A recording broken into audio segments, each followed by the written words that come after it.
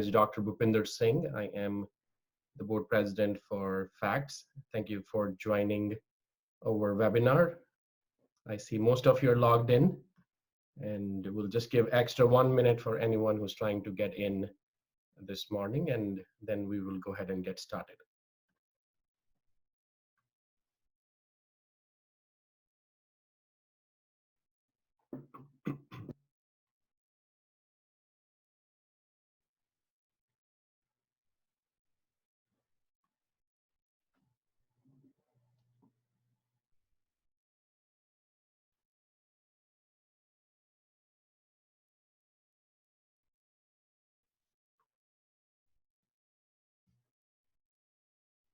All right, great to see familiar faces. I am going to get started so that we can start on time, end on time. And this will also go Facebook Live so that other people can attend it later. And perfect. So official welcome to our session. This session is going to be primarily for physical therapists who are planning to come to the United States and become licensed in the physical therapy field. And we are a nonprofit 501c3 company, which means we are tax exempt. We are a board which doesn't get paid, and we have team members and staff members who are doing it as a non-charitable mission. I am humbled to host all of you, but today I'm also joined by some team members who have really worked hard over the last 1 year for us to get to this point. So please join me in welcoming our CEO, Derek Camilleri, our Chief Operation Officer, Vrunda Kapadia, and the Chief Information Officer, Ravneet, with team members Akansha Sharma, Rekha Murugan, and Amreen Kaur as Vice President. And it is great to see all of you here. I don't want to keep you waiting for the main attraction of this event, and that is Ravneet Singh, who is our CIO, Chief Information Officer. Ravneet and I go back a long time, maybe 12 years, when he was a first-year BPT student. And when I started putting this idea of a nonprofit to help our foreign-trained applicants, I think I talked to him first because I knew he won't say no to working free for me. So hopefully his expertise has helped all of us on our Facebook pages and social medias. And he's a really hardworking young man, and we are so proud of him for doing this today. So let's support him. And I am going to go ahead and hand it over to Ravneet, and he will take us through the next few minutes. Thank you. Greetings, everyone. Thank you very much, Dr. Bhupinder. I think we couldn't have asked more experienced and a better person as a board president than you in our FACTS. Greetings, everyone. I welcome you all officially to the webinar, which is the first ever webinar organized by FACTS PT. I welcome you all to this awesome profession, and I think today's session is going to be great, interacting with all future PTs who are going to become successful PTs in the United States. So if you are in this webinar, that means you somewhere dream of becoming a licensed PT in the United States. And I had the same dream as just like you, long back, I was like, I want to practice in the United States. And I was finding ways to start my evaluation and to know the process of becoming a licensed PT in the US. So it's such an honor for me, and I'm very excited to start the webinar and very excited to announce that FACTS PT is such a platform for you guys that, we always want somebody to interact one-on-one. Okay, what are the simple process? What is the simple step? What is the step? What should I do first to become PT in the United States? So I promise you all that FACTS PT is going to be that one platform which is going to help you to gain your confidence, to give you the vision to become a PT in the United States, right? So a couple of heads up before we start the official webinar slides. We have a very strong team supporting us today. We have our chat specialist, we have our consultants in the chat. So if you have any questions, go ahead and type your question in the chat. what we want you to think is like all the chat persons are very experienced. I will be taking all the questions after the presentation. So if you have any question, you can write it on your notepad or you can type it in the chat. I have questions opened on my laptop. So just bear with me, hang in there. I will be answering all the questions at the end of the presentation, right? Okay. So we also have planned for our backup. It's technology, and if something goes wrong and I shut off, we have our backup. I think our COO is going to take over if something happens to my connection or if something goes wrong. We just hope that it's going to be great. All right. So let's start with your what you were expecting when you came to the webinar. 5 steps to becoming a physical therapist in the United States. So these are simple 5 steps, but it can vary from person to person. So we would like you to think about your own situation as an individual person before you start doing your evaluations or before you start getting into the process, right? All right, so the first step which you need to take is to decide what kind of visa that you're going to apply for in order for you to come to United States.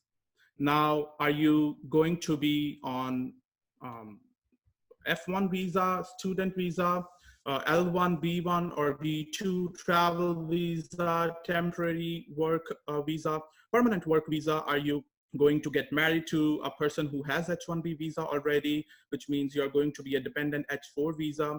Are you a green card holder or a US citizen? Usually people think about the evaluations to be done, but I recommend you to think about what visa are you going to have when you're coming to the United States, right? Because you don't want to plan your visit to the United States hypothetically. So you should know, okay, down the road, if I'm going to apply for student visa, am I going to do my master's in the United States, or am I going to do my TDPT in the United States? So decide your visa first before you move on to the evaluations. I will explain you a little more how does it related to the evaluations, what kind of visa you need to know. All right, so move on to the step 2, selecting a state. So selecting a state is another challenge that people see. It's always very uncertain to decide what state you want to practice. A lot of assumptions, a lot of rumors that we come along about, okay, the state, this particular state is difficult, that particular state is easier. I tell you my personal experience. Ever since I came to United States, people used to tell me, okay, California is one of the toughest states to get your license into. And believe me, guys, I got my California license in like 30 days and I didn't have any difficulty. So I just want to say to you guys, please don't assume anything. Please don't make any assumptions before you're selecting the state. Okay, you can talk to us and we can guide you. We can tell you, okay, the requirements may differ from state to state, but you don't have to worry about, oh, would I be ever able to practice in the state that I want to practice? Okay, so people usually think about which state has less taxes, which state has more income, which state has more job occupancies. So I'd like to enlighten a fact about the job opportunities in the United States. There is no scarcity of the jobs for physical therapists in the United States. You can have your peace of mind when you're deciding to come to United States. There are many jobs and it's an awesome profession. People are always looking for you guys. So don't worry about the selection of the state. I know that mostly people like to have a backup plan. Usually people have a backup plan of New York, which I completely agree. You know, New York is one state where you can apply for your evaluations and where you don't have to fulfill any requirements, and especially the credit requirements, and you can directly sit in the exam. So it's a nice backup plan, but on the other hand, I would really want you to think about the investments that you're doing, investment that you're making, investments that you're putting your money in New York, putting your time in New York evaluation, and how you're planning your visit to United States. So selecting a state is going to be the second most important step for you to start registering for the NPTE and becoming a licensed PT in the United States. Moving on to step 3, fulfilling the educational requirements. So there are different kind of evaluations. It all depends on what kind of education that you have. Now let's do a poll. I would like you to answer, you will see a poll on your screens. I would like you to answer to the poll what education that you have right now. Do you have a bachelor's degree in physical therapy? Do you have a master's degree in physical therapy? Or you have a TDPT or DPT, or you have PhDs? So you can see a poll on your screens. Go ahead and click whatever is best suits to you, and then you can submit your poll. All right, if I go fast, please let me know. You can type it in the chat and say, hey, Ravneet, can you repeat something? Can you go back to the previous slide? I'd be happy to do that. All right, so let's see the results of the poll. And I would like to extend the discussion on fulfilling the educational requirements. So 2 basic evaluations that you should be considering. First is the very common ECR, and the second one is healthcare visa certificate. So we have the highest percentage who joined our webinar today is BPTs, 64% BPT, 24% MPT, 9% DPT or TDPT, and 3% foreign educated license renewal. So that's great. We have most of our, more than 50% of people who have BPT. And so let's talk about the evaluations one more time. So there are 2 basic evaluations. One is ECR and one is healthcare visa certificate, right? Healthcare worker certificate. So ECR completely depends on the year of graduation. Now let's say if you were graduated in the year 2000. So mostly your state that you are selecting is going to evaluate you on the coursework tool 4. Now there are, the things can vary from state to state. Some of the states do not go by the year of graduation. The year of graduation means CWD 4 for the graduates from 1998 to 2009. CWD 5, everyone between 2010 to 2017, and everyone after 2017, CWD 6. So let me explain a little bit more on that. Let's say if you're applying for Delaware, Delaware says, hey, I don't care which year you were graduated from. The basic evaluation tool I'm going to use is CWD 6, coursework tool 6, which is the most recent tool on FSBPT, which is the more detailed tool that FSBPT or some of the states are using to evaluate your basic credential education from any of the country that you belong to. Okay, so it's important for you to know what states you want to practice so that you should know what kind of evaluation you will go through. Now, usually people who apply to states who goes by the year of graduation and they want to practice in that state and they got graduated in 2016, they will be evaluated on CWD 5, which is not a very tough tool to fulfill the requirements for. So mostly I've seen in my experience, people who are coming from any of the countries, no more than 3 to 4 courses shows deficiencies according to the CWD 5, versus if you talk about CWD 6, you may be looking at around 7 to 10 different deficiencies, depending on the education that you have, or the country that you're coming from, or the university that you're coming from, right? I see a lot of questions are coming on. So I will be answering those questions after we discuss the 5 steps of becoming a PT in United States. So let's talk about healthcare worker certificate.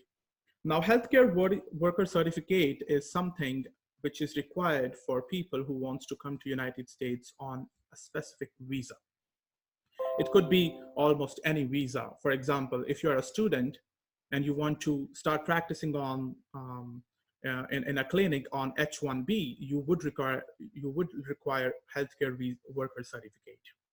If you're coming on B1 visa, if you're coming on TN visa, if you're coming on H4 visa, healthcare worker certificate is a mandatory requirement, but there can be some easy ways to get through the healthcare worker certificate depending on the visa again. Now, let me take an example. If you have a green card, you're a green card holder. What you have to do is you have to apply for ECR, take your NPTE, and then you can apply for a healthcare visa worker certificate on the basis of the day of graduation. You don't have to go through CWD5. You can directly go for healthcare worker certificate for licensure, right? So it's important for you to know what kind of visa that you're coming for, which state you are selecting, and that will decide what kind of evaluation you will go through.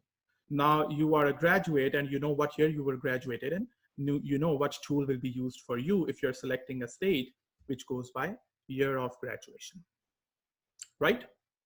Okay, perfect. So let's go to step number 4. You go ahead and register for the state that you are applying for.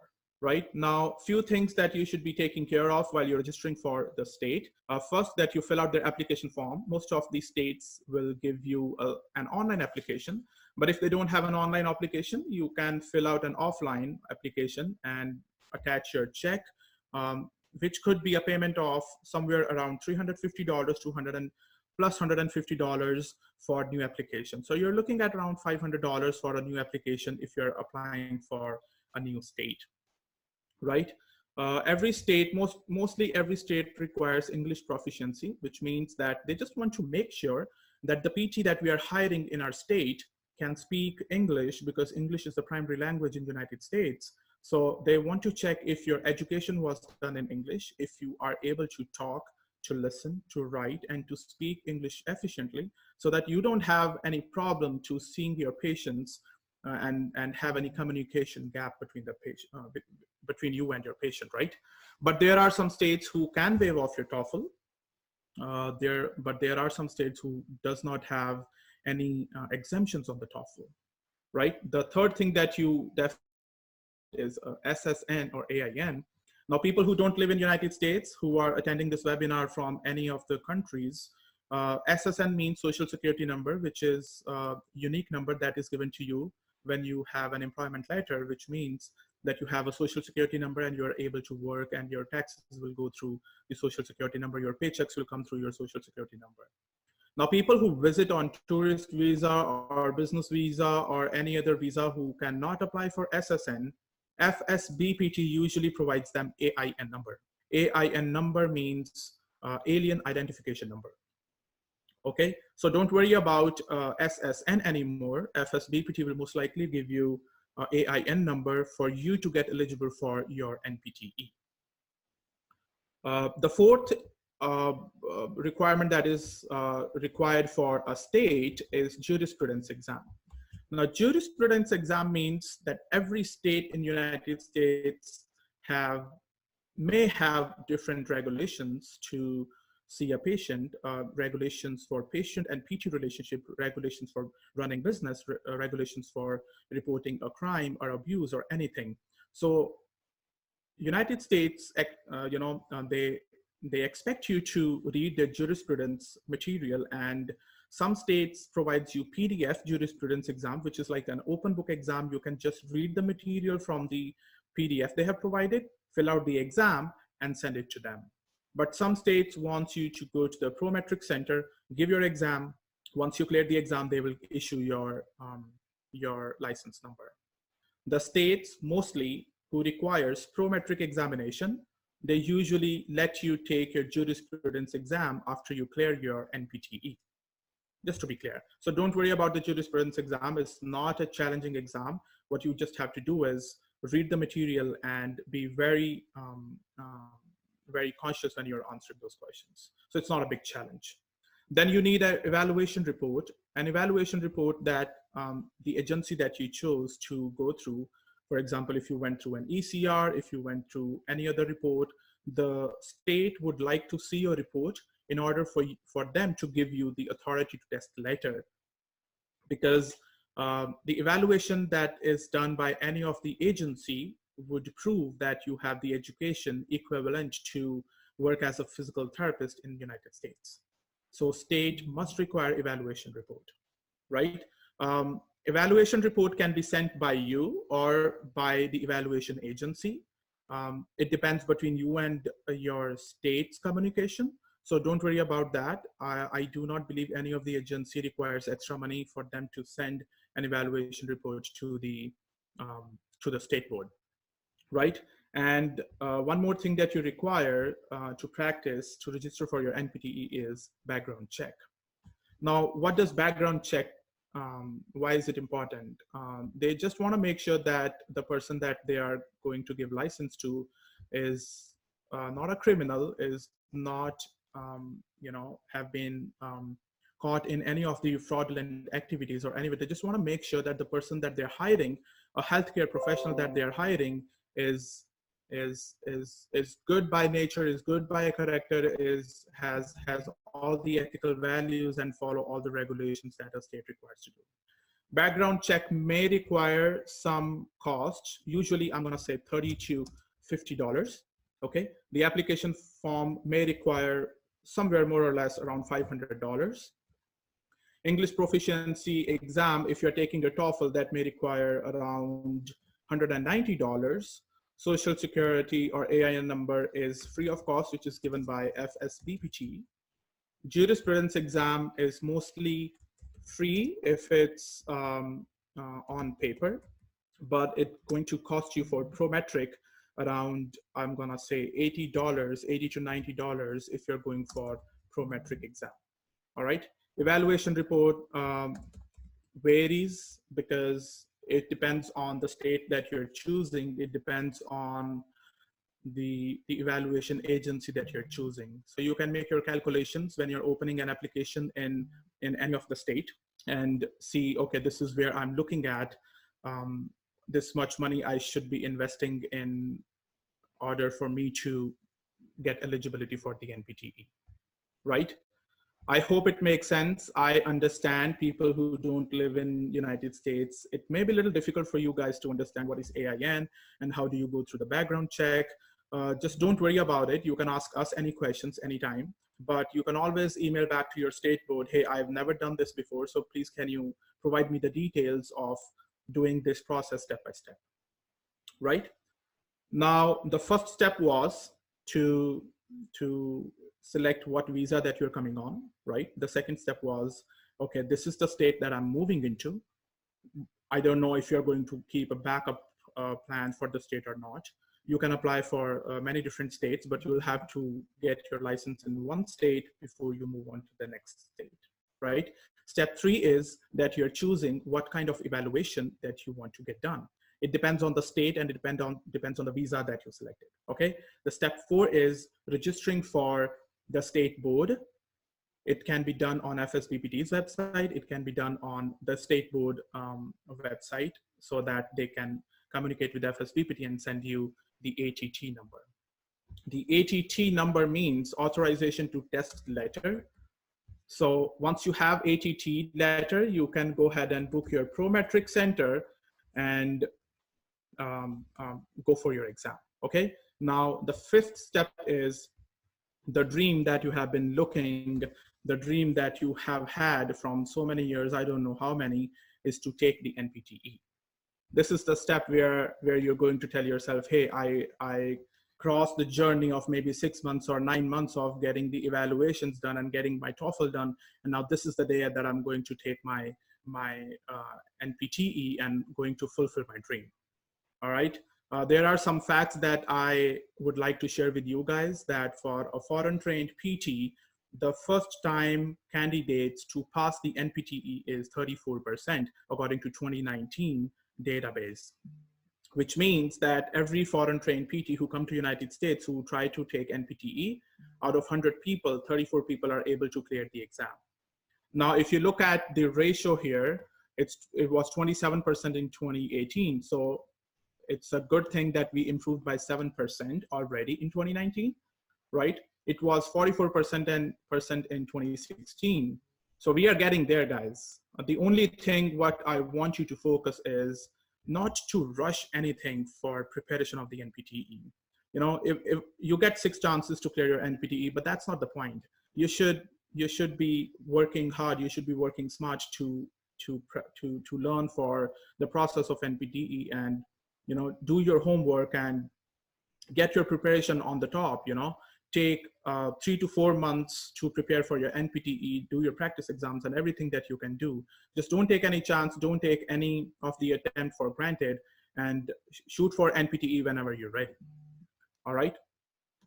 And then that's all. You are working as a licensed PT depending on the visa that you have. So those are the 5 steps that you would like to know for how to become a licensed physical therapist in the United States. I would like to tell you guys a few more facts. For many of us, practicing in the United States is like a dream. And I'm very lucky that I live my dream every day. I work as a PT every day. The journey of becoming a PT in the States or fulfilling your dream doesn't have to be frustrating at all, right? So Facts PT is a platform made by some compassionate physical therapists who would love to help you guys to make this process a little less frustrating and help you to plan your journey. Okay? I want you all to promise me one thing today, that you will make your vision bigger, you will work harder, you will work smarter to achieve it. Well, the things may get a little bit more time than you had thought, but if you can see it, you can achieve it. So on behalf of the Facts team, I'm extending my hand to all of you as a support team and welcome you all to the United States as future PT colleagues. If you have any other questions, if you have any other concerns, you can email us at contact@factspt.org and go to our website for factspt.org. We have consultants, we have post-evaluation advisors. We have, if you want to know, okay, what should be my requirements for a particular state, you can go ahead and book for a consultation. The consultant will email you within 24 hours and you will get an appointment somewhere between 24 to 48 hours to talk to that consultant for like half an hour to explain your unique situation to that consultant and get advice instead of just talking to some random people. Hey, what should I do? Because people usually tend to give you suggestions what they have gone through. Just like I was told, California license is very difficult to achieve, but I never had any problems.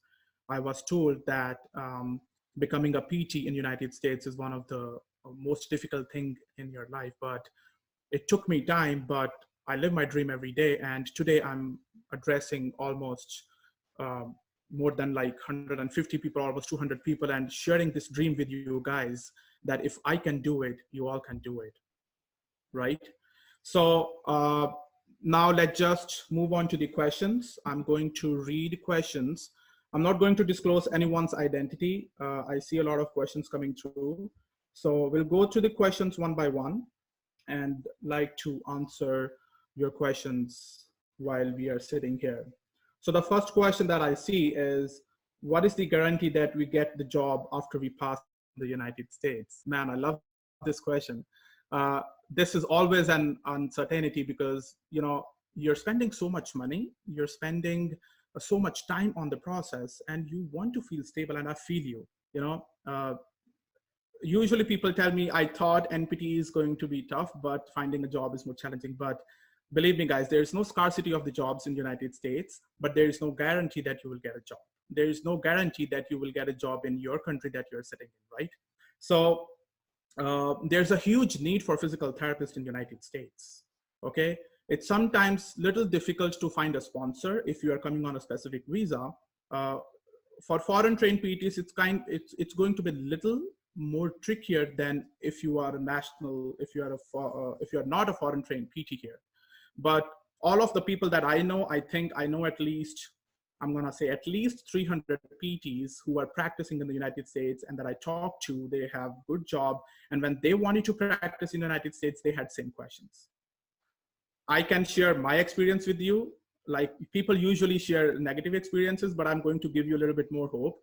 When I took my interview for the first job, I didn't have to take the second interview. So I got my first job with the first interview ever that I gave. Okay, I'm not giving you any guarantee, but I'm telling you, if you are good at your skills, if you have cleared your NPTE, if you have fulfilled your requirements, you are eligible to practice in the United States. That proves that you are able to see the American patients, and there should be no reason for an employer to not to hire you. All right, so let's go to the second question. The question is, I have one question after credential evaluation. If I will not get visiting visa, what should I do then to give the exam? Okay, so it's again a very valid question. If you are not aiming on a student visa, if you're not aiming H4 visa, if you don't have a green card, you want to take your NPTE on a travel visa. I believe regardless of the country, travel visa is one of the most trickiest visa that anyone can go through. It all depends on the visa officer, if the visa officer wants to give you the visa or not. I suggest if you have the eligibility for your NPTE, and if you get a rejection for your visa, I'd say apply for your visa, um, apply for your visa again. So you can apply for your visa as many times as you want. There should be no problem applying for visa again and again. All right. So don't worry, some people get visa in the first time. I know a lot of people who get visa in their third or fourth time. So what you have to just do is just hang in there and keep believing in your dreams and just stay consistent.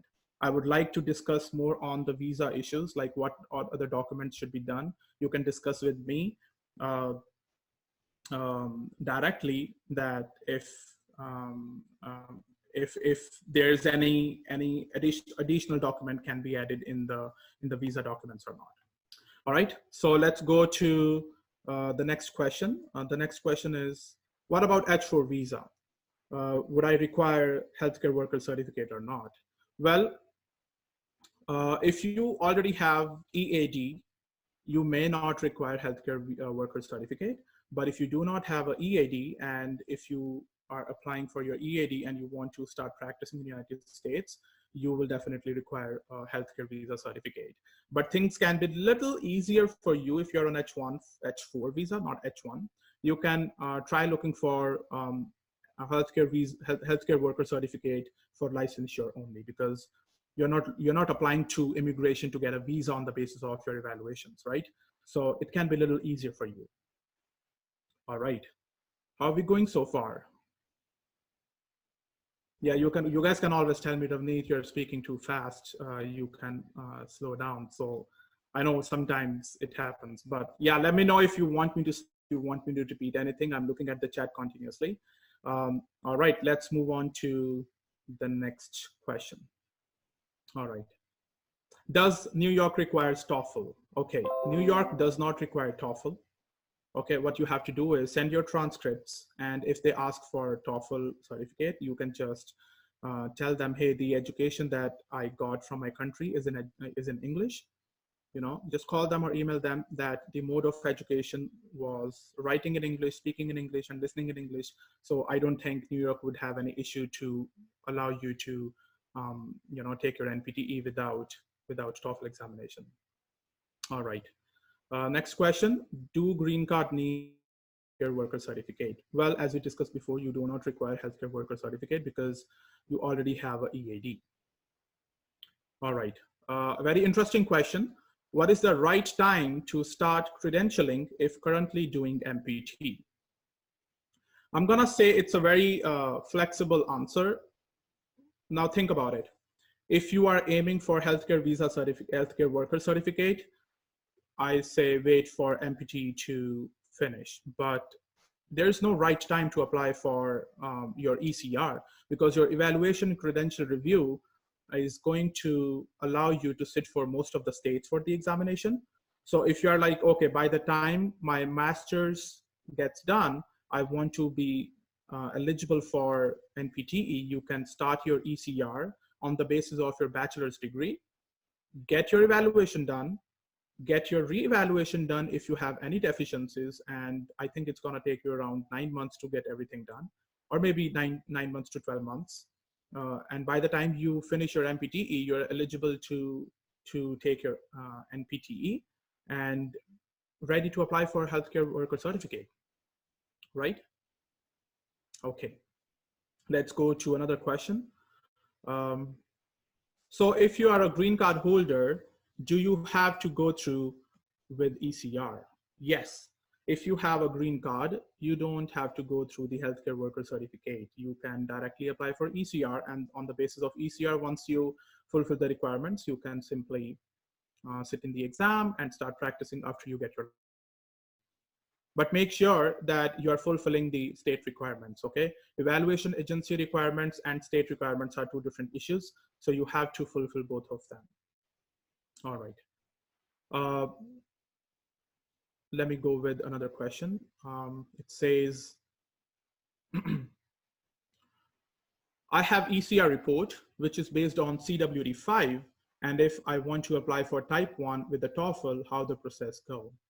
Well, if you're trying to apply for type 1 evaluation, then you will need masters. The masters can be in any stream. You don't have to have masters in physical therapy. You could have masters in MBA, you could have masters in arts or anything. Well, I'm assuming if you're a PT, you would most likely have a master's in physical therapy. So in order for you to apply type 1 evaluation, you will require masters, you will require TOEFL, or you will require TDPT to apply for your type 1, right? And the type 1 will be evaluated on coursework tool 6, regardless of any year of graduation, regardless of the degree that you have before. All right. So next question is, passing NPTE, is it depend on which state you are applying? Well, it does not depend what state you are applying for. So NPTE means National Physical Therapy Examination. It's only one exam for all the states. Okay, so once you clear the exam, you're good to go. What you have to do is get your license number from that state and start practicing in that state, start finding a job in that state. But if you want to endorse it to another state, you don't have to take NPTE again. You can simply go to that state website, fill out an application form, and fulfill the requirements. Right? Okay, let's go to another question. I have a bachelor's degree in physical therapy from Canada. Plus, I have bachelor's of science degree. I recently applied to New York. I received an email from NYSED last week that my education is not equivalent. However, they did not follow up with any of the detailed information other than the minimum is master's. Now, it's a very good question. This person is from Canada and has applied for New York evaluation, but New York has not approved the evaluation. There can be different reasons for that. The reasons like your education was not equivalent to 4 years degree. Usually New York says the minimum requirement for you to apply for evaluation that you should have at least 4 years degree, or you should have education which is equivalent to master's. It doesn't have to be master's, but it should be equivalent to master's, right? So if your education was not found equivalent to master's, then New York will not approve your authorization to take NPTE. If you think you have 4.5 years degree or 4 years degree, you can definitely talk to the New York board and try to convince them. Maybe there's something missing in your syllabus, in your transcripts that you had sent from your university or school. So try to look into the documents that you had sent, and if your majors in your bachelor's degree was physical therapy, there should be no reason for New York to not to give you the authorization to test, right? Okay, I'm going to more questions. We have 5 more minutes to wind up. So let's see if you guys have any other questions. All right. So the question is, if NYSED finds that my education is not substantially equivalent, will NYSED give me a specific report on why my education is not equivalent and what specific courses I need to take my education equivalent to? All right. The answer is yes, NYSED will give you the courses, the list of the courses that you're lacking in, all right? But they will not tell you what sources, what universities or schools that you can go to and take those courses. We as facts provide some services. It's called post-evaluation services. You can apply over there, you can enroll. It's one of the most non-expensive post-evaluation service that you can find.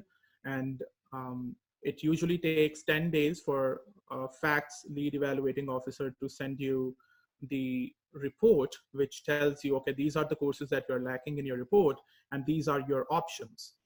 Now, let me just tell you more things about the post-evaluation report that FACTS is providing to our candidates.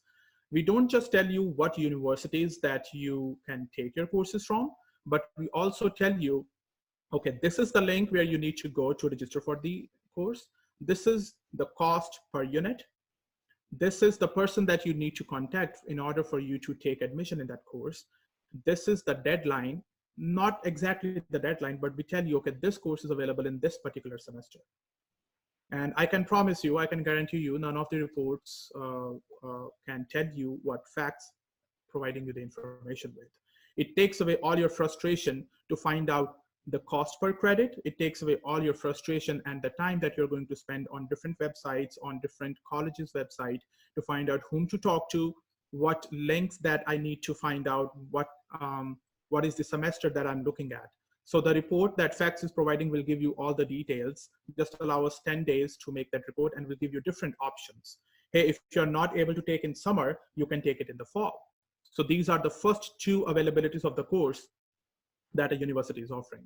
We may also give you different options of the universities if you don't like one of the universities to go with. All right. All right. Let's do another question.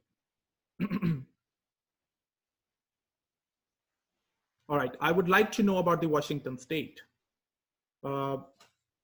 It's a good question. Well, Washington State is not different from the other states. Washington State does require TOEFL. Washington State does require the ECR. Washington State does require all the application step number 5 that we talked to you about. I think we'll have to follow up this question on the consultation. If you want, you can book a consultation with one of our consultants, talk to that person for 30 minutes and see what are your options. If you match all your requirements with Washington State, the consultant will say, hey, you know what, go ahead and apply for your NPTE. If not, then the consultant will give you the options. Okay, this is where you can get your NPTE done. This is the easy state. Maybe you can look into the Washington State endorsement after you get done with your NPTE. Our chat specialists, our team members are sending links in the chat. So go ahead and look at the chat about the Washington State and the requirements that the link that is provided in the chat. Perfect, I think it's going great. I'm going to take 2 to 3 more questions. All right. So the question is, can I send my FCCPT New York forms via email, or does it need by mail or fax only, especially now that there is lockdowns? Okay, that's a good question. So the question is if the documents can be sent by email or fax.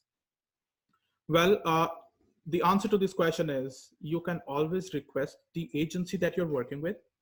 For example, if you have applied your New York evaluation through one of the agencies that are available, right? You can tell them, hey, I don't think I'll be able to send my documents to New York.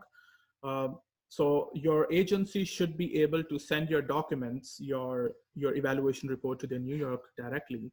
And I think it's always a plus point when the official agency sends documents to the state board. I think it's more authentic and they should be accepting that with no questions asked, right?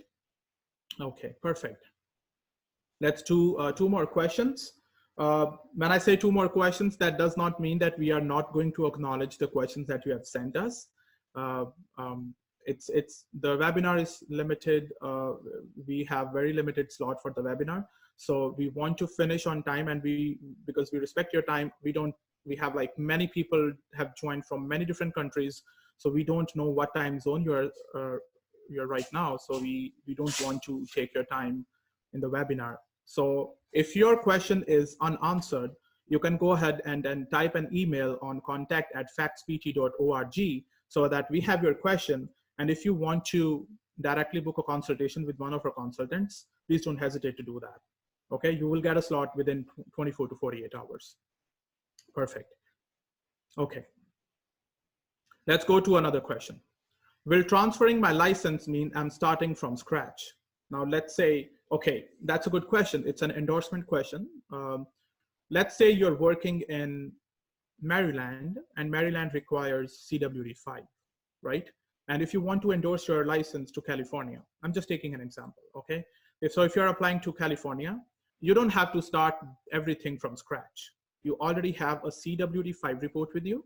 What you have to do is ask a duplicate report from your agency. They may charge you around $100 to $200 for a duplicate report.